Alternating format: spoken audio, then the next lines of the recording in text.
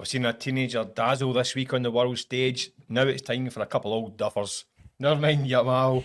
I'm Michael Gannon, this is Gavin Berry, this is Game On, and there's no substitute for experience, Gav, is there? No, definitely not. Did you see the wee man during the week? Is it taking? Oh, brilliant! Absolutely brilliant. Is it taking your 2 weeks off to come up with that? It's been a 2 week holiday, working at my toes. Doesn't get any better. But listen, just like the Barcelona superstar, we're going to be showing our quickfire skills, tackling the big sporting topics of the day. So we crack on then, Gav. Yep. We'll start with the Scottish Cup. Obviously, tickets are on sale for the big one end of the month. Yep. Wee bit of controversy with the splitting tickets. Was it right to give Aberdeen half a Hampden? I think they've got to be given the chance. It's a showpiece game. I think both teams deserve the opportunity to sell half the stadium if they think there's a chance. Aberdeen obviously believe that there is a chance they can sell half of it, but I really just hope there is some agreement in place that if they don't, I know they've underwritten it, but I do hope there's some agreement in place that if they don't manage to hit that target, that it's segregated and the tickets could then go back to Celtic and sell them. I would hate to think our showpiece game of the season would have any empty seats. If Aberdeen are going to take up the full allocation, and you've got Celtic fans sitting at home desperate to see their team possibly win a treble. What is Aberdeen's average attendance this season? Don't know, but you're going to tell me. 16,000. 16. So why should they get 20,000 for the cup final? Why should there be 4,000 tourists going to the cup final? Because people who are paying week in, week out to go home and away to see their team don't get to a cup final. No, but because of the colour of their jersey. No, that's a daft argument. It's a showpiece game. It's a national cup final. So someone who's not been to a game all season gets to go to the cup final. Yeah, why not? Because of the colour of their jersey. Why not?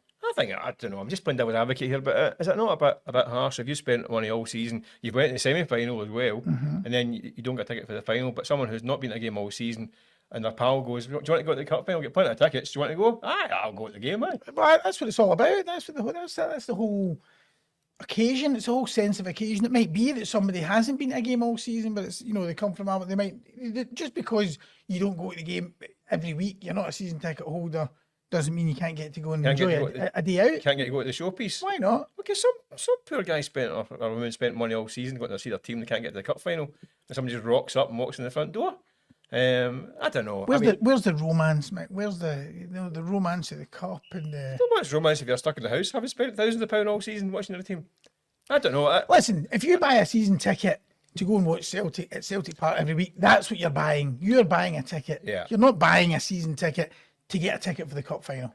It's totally separate. I'm playing devil's advocate. But listen, what I would say is your empty seats. Yeah. I would say it's all right. Aberdeen saying that they'll pay for the seats whether they're taken or not. Right, that's fair enough. Yeah. But I would say that any empty seat, they get charged double for it. So you need to pay a penalty for each empty seat. I'm sure Dave Cormack will love that. So double it. So any bottom that's not on a seat is charged double the price than the one it's filled. How does that sound? Sounds great. It's a money maker in Scottish football because if we're paying for empty seats, it'll be worth a fortune in Scottish football. Yeah. The Rangers aren't in the cup final, Michael, but this week things are moving. The story we broke back in February, Keith Jackson's exclusive, 49ers takeover, it's getting closer. They were up, tour of Ibrox, they seemed impressed. Now the Leeds chairman, Paraag Marathe, was there obviously as well. He's at the heart of this, president of the 49ers Enterprises. He was also in the UK, I think, to hold talks with Daniel Farke over the Leeds United, over a bit of speculation over his future. Yeah. Obviously being the chairman of Leeds, what kind of role do you think he'll play at Rangers when this takeover is completed? Well, this is another one of the questions we need answered, don't we? I mean, at the moment, there's not a lot of concrete kind of news coming out of this takeover because obviously we know it's really complicated. There's a lot of things needing done, a lot of shares to get bought up over a lot of places, so it's a complicated process, and you can't really divulge too much until it's all kind of done and dusted. But I can't see him holding dual roles at Leeds United and at Rangers because obviously Leeds have got enough on their plate, having gone up to the Premiership, the Premier League, sorry. Like you're saying, they're talking about changing the manager because they've got ambitions to not just be a team that survives in that division. They want to go and flourish and compete at the top end of the table. So I would imagine it looks to me from the outside looking like that he is a kind of a middleman that's helping smooth the wheels. Yeah. For others, I'd imagine they'll have. I mean, the 49ers, I'd imagine, will have a man on the ground in the boardroom. Whether it's him, I would doubt with that other role unless he leaves Leeds. So they'll have someone in there as a link man. But whether he'll have a hands-on role, it remains to be seen. It's another one of the big questions. Yeah. But there's a lot of big questions, isn't there? Well, you've got Andrew Kavanagh there, obviously. You've got Greta Steinson. Yeah. He'll probably. I mean, Marat has a reputation. The 49ers. He's been there for about 25 years, I think. Real, fearsome negotiator. He is probably the guy that'll come in and get the big things done. He'll get the manager. He'll do, then when it comes to next season and maybe they have to sit down and have a transfer summit or whatever, he'll be the guy leading all that. But you're right, the day-to-day running stuff, he will probably leave to others and get key appointments in those positions. Watching what happened at Leeds, I think what they have been good at is finding people on the ground that can do these jobs. Because I think admitting there's a gap in their knowledge that needs required, needs filled, so they'll bring in people who they trust, who can, like you're saying, they can run the show on a daily basis. But his immediate experience and influence will be crucial to get the ball rolling at Rangers. Whether he's front and centre in the early days, we don't know. But again, it's just questions, including this one as well. What's going to happen to Ibrox? Would Rangers be considering, or would fans accept Ibrox being renamed? I think absolutely. In fact, not only that, I think they should be actively. Well, there was uproar when they talk about the Sports Direct Arena a few years ago. That's different because it's different because Mike Ashley. Oh, so they didn't like the guy. So they didn't like the guy. Right, yeah, okay. Well, exactly, because he was seen as someone who was in it for himself and what he could get, and therefore they viewed that as him using Ibrox for his for his retail. Business. The people coming into the Rangers aren't in it for charity. No, they're not. They're called investors. They're investing their money to get money back. Yeah. So it's the same principle. Yeah, but because they don't like that guy, they can do it like that name, like a different name. No, but the difference is, the 49ers are looking to come in and make Rangers success and therefore then make money. Whereas Mike Ashley just wanted money. He just wanted money. I mean, he wasn't really caring. He was just coming in and seeing what he could get from Rangers. I think, there's no doubt. Well, you see what they've done at Leeds United. They've made Leeds United a success, getting them back to the the English Premier League, and then they will get, there'll be a spin off from that. Yeah. But fans won't care what it's called, will they? They won't. And football has changed. It's you need to go up with things. No, but apart from anything else, Michael, I think they should be actively looking for it to happen because we keep talking about the financial fair play rules and how this, they can't just come in, throw money, but it's not going to be an open checkbook and buy up the best players. They need to generate money in order to spend more. We know that that's the way it is now. So they're going to have to get major sponsorship deals. We see Celtic announcing a big shirt sponsorship deal the other day. It's an easy earner, isn't it? Oh, easy. I mean, and people will call it the same thing anyway. I'll be test for you then. Exactly. So, where did Dundee play? Where did Dundee play? Dens Park. No. What's it called? Oh, right, you're going. What's the ground called? There's a few different ones. It's Clock's ticking. Come on. Oh, The Scott Foam Stadium at Dens Park. I was actually about to say that. What does Barty Thistle play? No idea. The Wire Stadium at Oh, Fort Hill. there you go. And the one, my favourite one. What is Livingston, who've had a million of these names? No, it's not even the Tony Macaroni, is it Where the anymore? Tony Macaroni's No, it's gone, right, So okay. where did Livingston currently play? Don't know again, sorry. The home of the Set Fair Arena. Oh, well, there you go. So there you go. Nobody calls these things. Sorry, you've just completely embarrassed me there. Well, I've also completely wrecked my own argument. I said that nobody will accept a name change, but people don't really care what these things do. If Rangers are getting 15, 20 million quid for a couple of seasons to call it something, absolutely. they'll call it anything they want. So it's not a big issue. A big issue is the fact that we've got a game this weekend, haven't we? Obviously, it's a kind of, I say dead rubber old firm game, but there's been a few in the last couple, haven't there, really, in reality. But this one technically is a dead rubber. But there's a wee bit of spice being added up. I mean, we did Luke McCowan was speaking earlier week. He did a wee kind of gentle wee poke at Rangers. Oh, Obviously, You were there, weren't listen, you? it was a wee bit of kind of tongue in cheek. I don't think he actually meant what he said. Oh, so you stitched him up? No. Listen, not me. If he did the other record, you'd have said it with a gentle jibe. Not me. Gentle Gentle jibe. jibe. Do you know as what? the Well, I'll tell tabloids you say. what, Michael. I absolutely loved it. But what are you going to ask me? Has he put pressure on Has he himself? put himself under a bit of pressure? Of course he has. He's put himself under a bit of pressure because, listen, if you're going to come away with these things, and by the way, I love it, we need more of it. There's nothing worse than sitting in a press conference and listening to players and managers trot out the same cliches week after week. Great. A wee bit of personality, a wee bit of a... It's great because, do you know what? He now has to go and back it up. So he has put pressure on himself. And, listen, I mean, I did notice a lot of Celtic fans saying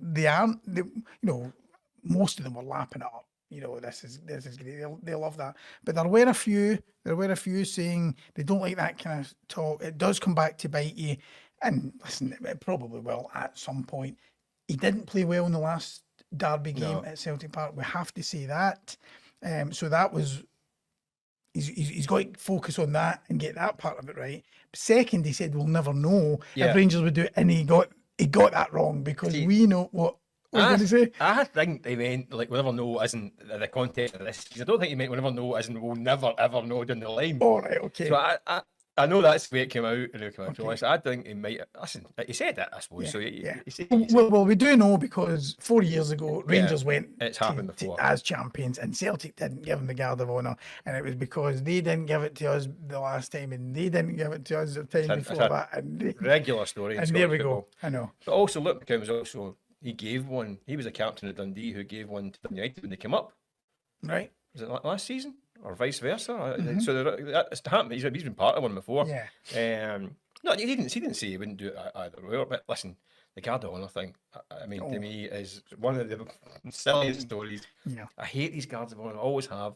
It's a thing that belongs in rugby, and it should stay in rugby. I said in our Hotline Live show, any team that does a Guard of Honour should be fined. Yeah. Because I think it's no place for it. You want housery in Scottish football. We don't want any of this Guard of Honour nonsense. Yeah. You should be throwing vegetables and rotten fruit. Well, it's good because, as you say, I mean, as a dead robber, so you can always not that the game, this fixture needs it, but I suppose it's always good just to have a wee bit of spice.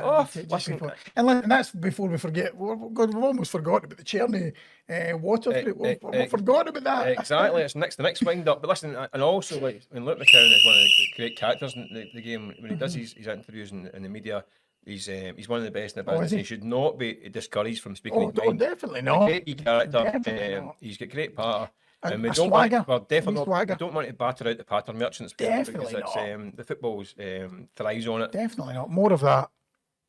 Yeah, exactly. So, but listen, what about the game itself? Well, I read your piece in the online yesterday. You're the Michael. one. You're the one that read it.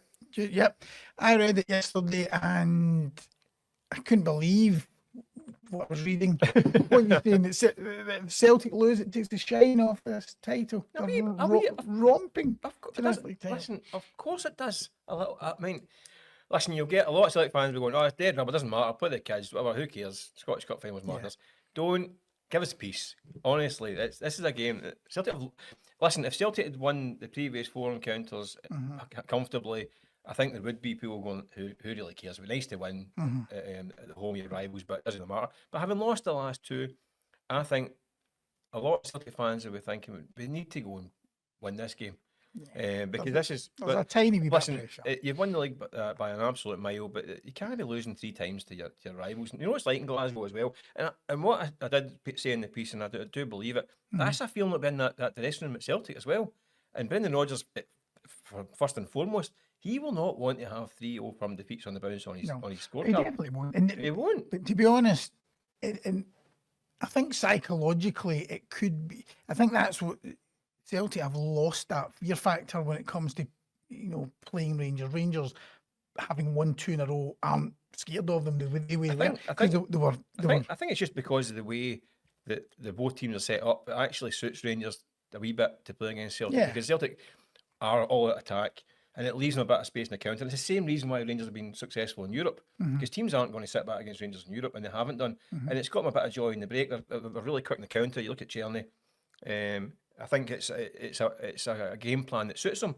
So I think Celtic need to change the way they play a wee bit. I mean, they need to be a bit cuter because it has.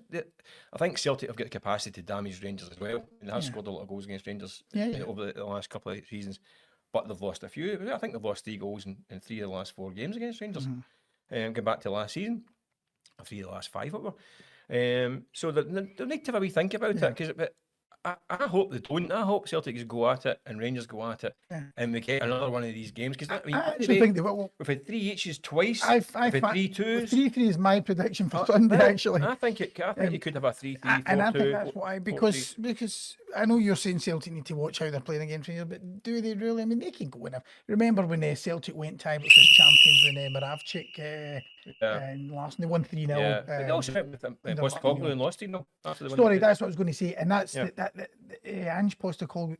Ange Postecoglou's description of this time of the season is junk time. I love that junk time. Remember, they were in the junk time part of the season, and he was right. So it won't take it's not junk time Monday morning. You walk into your work having your derby rivals thumped you. No, so that's not junk time. That's it's all right when you're a couple £1 million a year to call it junk time. You're sitting in the office getting slaughtered all day. That's true. Yeah.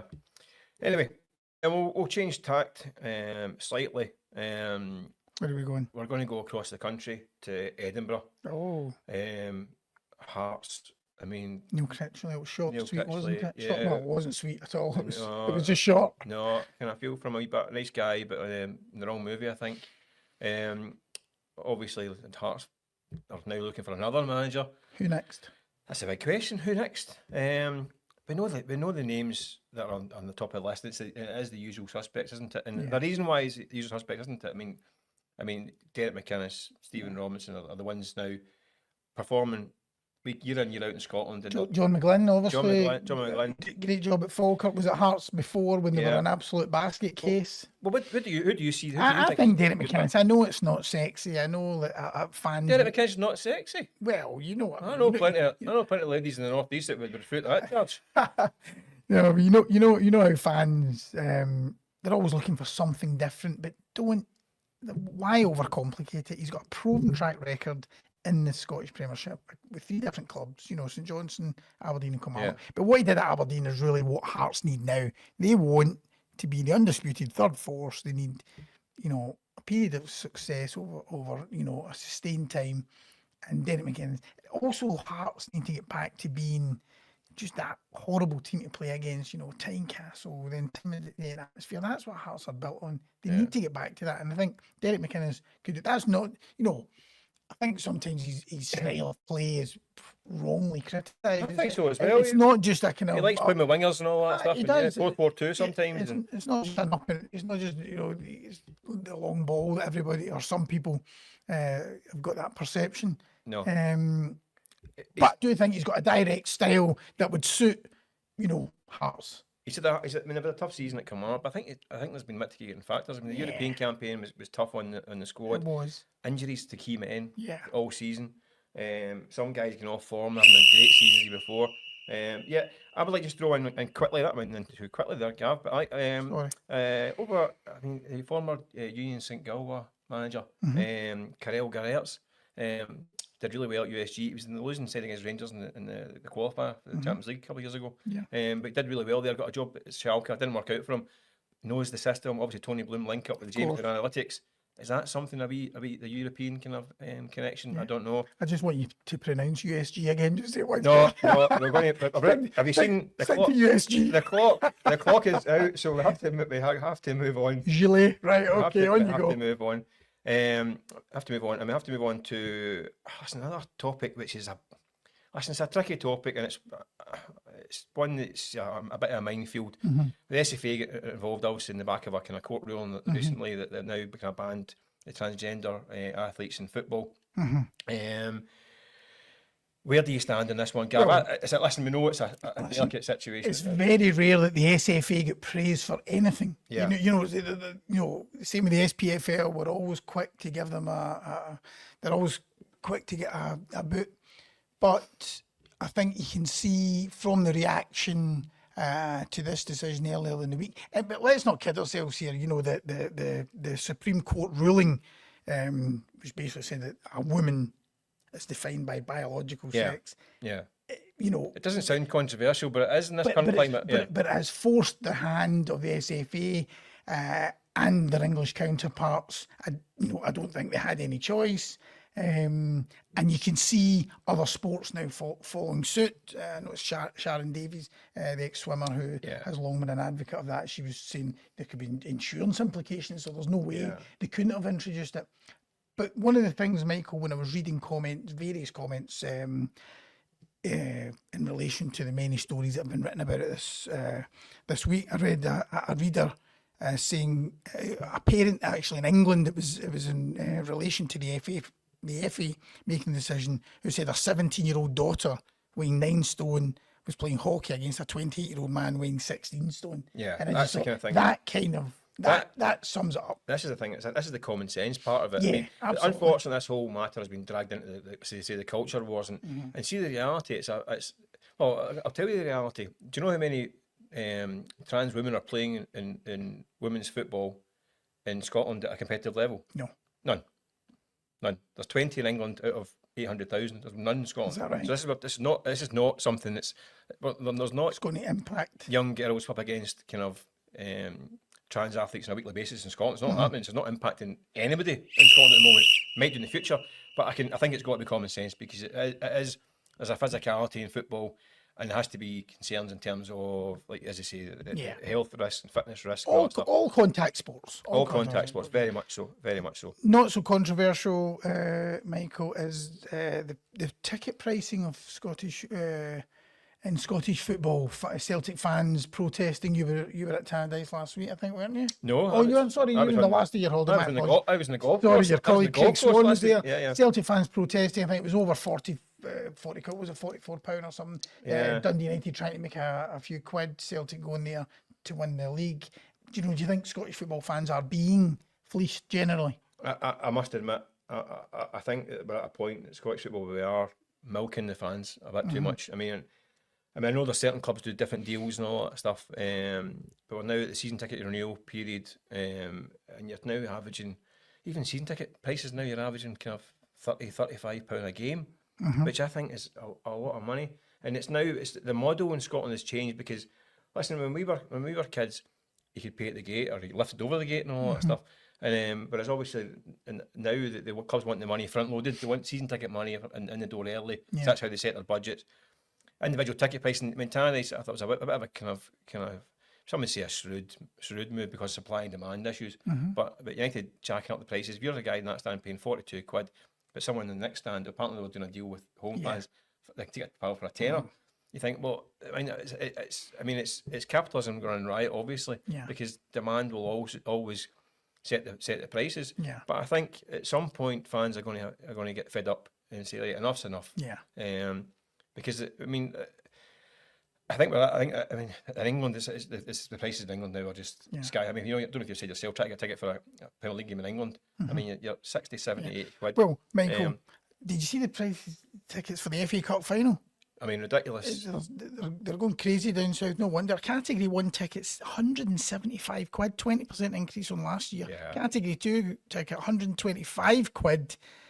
Category 3, 75 quid. Yeah. Category 4, 50 quid. Now, 50 quid is the top end price we will pay for the Scottish Cup final. So that's a bit of perspective on it. Yeah. But you're right about the league games. Dundee United. That's also expensive. I mean, tot up over the course of the season. I mean, I just think we've got to be careful, because in Scotland, football is a game of the people. It's our national sport. It's a working class game. It always has been. Yeah. And we're in danger of losing people. Yeah. And I think we're probably already lost a chunk who can't afford to go to games. Yeah. I mean, if you're now buying a season ticket at Ibrox or Parkhead, you're £600, £700, £800 a year. Well, I see Celtic is the dearest, cheapest season ticket, 608 quid. I mean, that's for the dearest. That's a lot of money.